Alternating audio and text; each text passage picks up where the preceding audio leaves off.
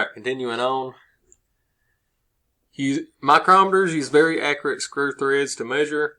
Types include outside micrometers, inside micrometers, and depth micrometers. So you have a frame, an anvil, a spindle. This little knurl here is an optional lock, sleeve or barrel. Then you got your thimble and your optional ratchet stop.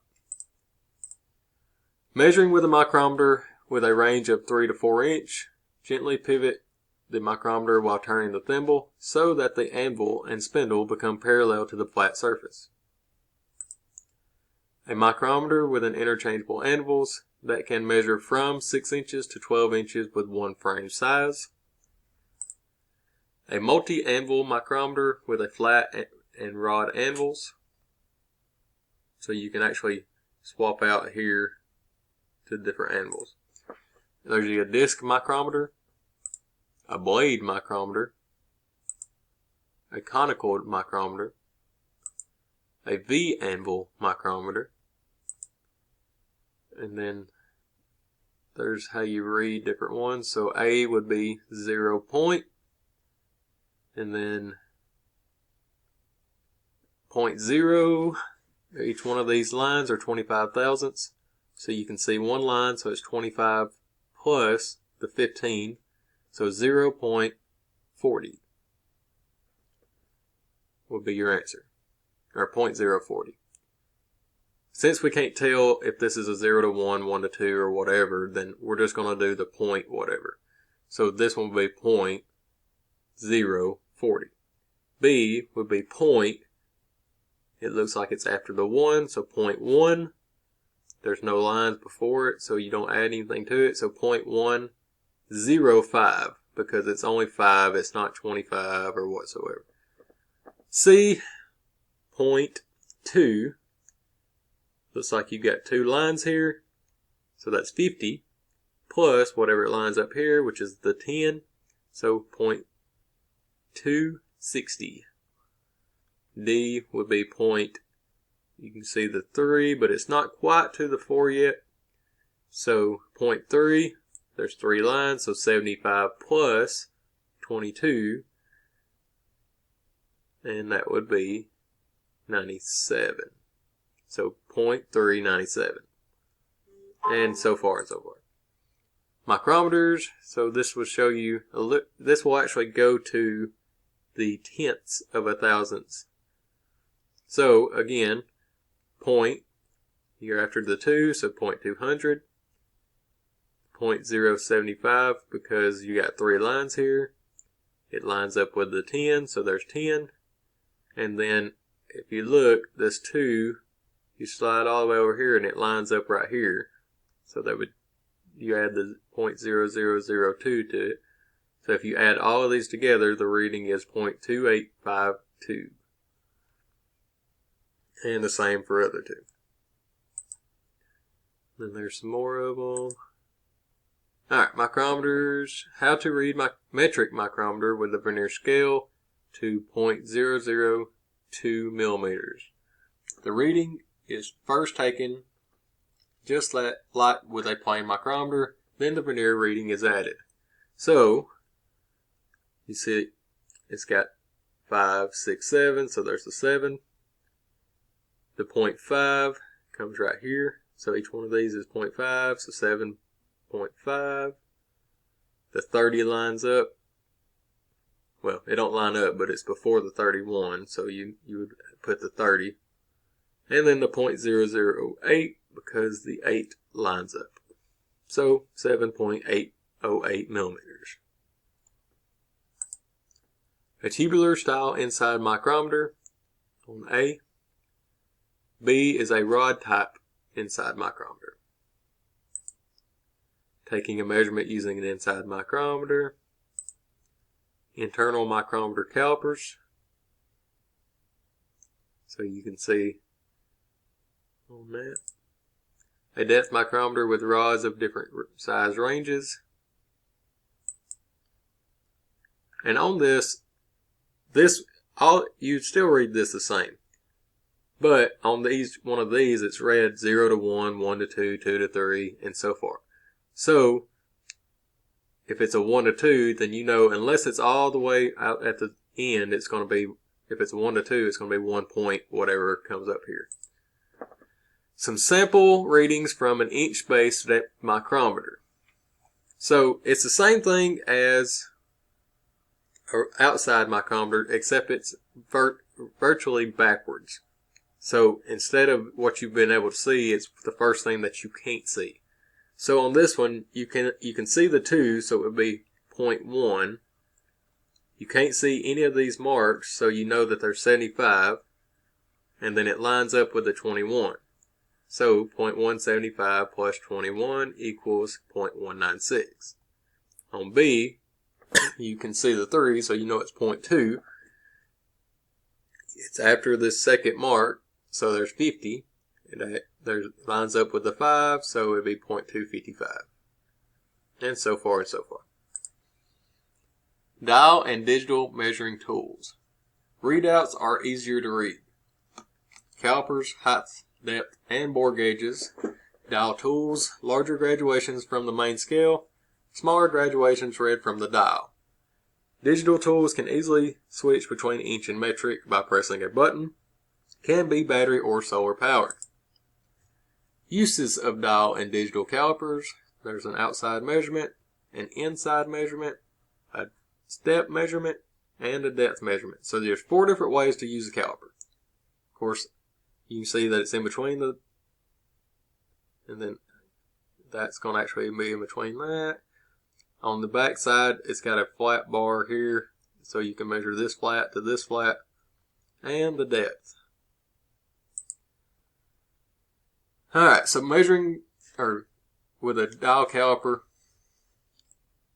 on this one, you can tell that you can see the 1, but you can't see the line for the 1, so it's 0.9 and then 80, because it lines up with the 80.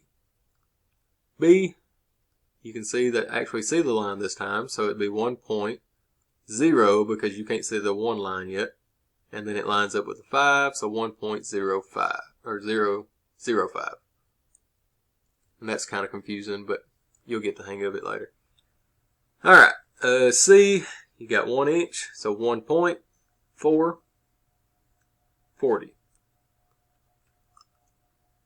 Alright, 2.1, 25. So on this one, the reason it is 1.005 is because you always got to use your leading zeros. So on this one, it's 0.1, 0.2, 0.3, so far. And of course, like I said, you didn't get reading the 1 yet, so 1.005. If it was on the 10, it would be 1.010. If that makes sense. Alright, digital or dial and digital measuring tools. So this is a metric version of it. So 0.05. 0, or it would be 10. You can see the 11. So 11.32. Or 34, actually. Alright, so it's saying that you can always read these because it's laid out for you. A 0 to 6 inch digital caliper, press the 0 button while set at a reference 0 at any position. The inch or millimeter button switches the measurement between inches and millimeters. A dial height gauge actually has a dial, and a digital height gauge has a digital readout. Dial and digital measuring tools, a dial depth gauge, and a digital depth gauge. A digital bore gauge versus a dial bore gauge. Transfer tools like graduated scales include small hole gauges, telescoping gauges, and adjustable parallels. Small hole gauges are available in A, full ball styles, B, half ball styles. Measuring with a small hole gauge, transferring a small hole gauge measurement to a micrometer. So you measure it, get it to the right size, and then measure that size on that. Telescoping gauges. The method for measuring a telescoping gauge, so you'll start it at an angle, kind of tighten it, or lightly tighten it, roll it down until it gets past the low point, and then then pull it out and measure the actual gauge. Alright, measuring a slot width with an adjustable parallel. Tools that show small movements include plunge type and test indicators. Two designs of dials, balance and continuous. So this will be a continuous because it goes 0 to 100, where this one is balance because it goes from 0 to 4 to 0 and 0 to 15 to 0. A balanced type dial indicator face with half-thou graduations. B, a continuous type dial indicator face with 1/1000 graduations. C, a continuous face with 1/1000 graduations and a second set of numbers. Note the counter dial on the continuous face dials keep track of revolutions of the main needle. So this would actually keep how many times that it went around. A digital plunge type indicator. B, a digital test type indicator. Mastering a dial indicator with a gauge block build on that one. And then checking a measurement with a drop gauge. Note the lever that can be used to raise and lower the indicator contact. Alright, correct is 0, incorrect is X. Setting the test indicator contact points. A small angle between the contact and the work will minimize errors and create the most accurate readings. So you want it closer to it. So again, same thing with that. And that also. A height gauge mounted test indicator can be used for comparison measurements after mastering with a gauge block build. So if it's supposed to be 3 inches, then it shows that this one is 1/1000 off of that. Using a height gauge mounted test indicator to check for parallelism errors by sliding the part beneath the indicator. So you start here, on 0 it out, slide it all the way here and see what the difference is. To avoid measurement errors from varying contact pressure, use a test indicator in place of the standard height gauge pointer. A, adjust the height gauge to bring the indicator into contact with the surface plate to preload the indicator.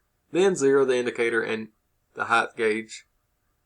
And then B, to take a measurement, adjust this height gauge until the indicator reaches the same 0 indicator reading when contacting the surface of a part and record the measurement from the height gauge. Sign tools. Measure angles relative to reference surfaces. Use 2 rolls and a known center to center distance. Types include bars, blocks, plates, and vices. So the length of the sign bar and the desired angle. So your sign tool, length of hypotenuse of a triangle equal to length of the sign bar, and gauge block build. That is a sign bar and a sign bar block, a sign plate and a compound sign plate, a sign vise, indicating an angular surface using a sign tool. Note the gauge blocks used to raise one end of the tool. Alright, finish. Surface texture of a machine tool. Roughness, peaks and valleys left by cutting. Measure by RA in microinches or micrometers. Micrometers. Waviness, variation over large surface, measured by surface roughness, comparator, and profilometer. Surface finish, roughness, and waviness. The basic concept of RA using finish measurement. Surface finish ranges produced by various machining operations. So you see sawing is going to be rougher than grinding, of course. Method for specifying lay patterns with a surface finish symbol. Parallel to edge, perpendicular to edge, and angular in both directions.